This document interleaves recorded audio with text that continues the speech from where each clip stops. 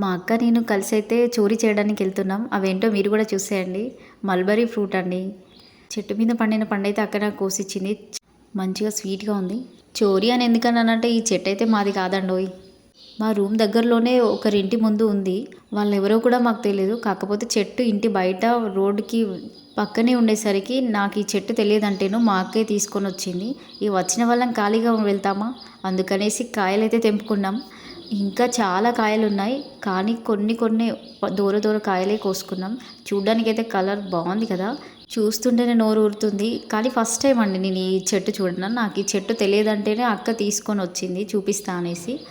అప్పటిదప్పుడే ఫ్రెష్గా తినడం వల్ల టేస్ట్ అయితే తీయగా ఉన్నాయి. కొంచెం దొరగా ఉన్నాయి, తింటే మాత్రం పుల్లగా అనిపించాయి. మా అక్క అంత డేర్గా కాయలు తెంపుతుంది, కానీ నాకేమో ఇన్సైడ్ భయం అవుతుంది. ఎవరైనా బయటకు వచ్చి ఏమైనా అరుస్తారేమో అనేసి.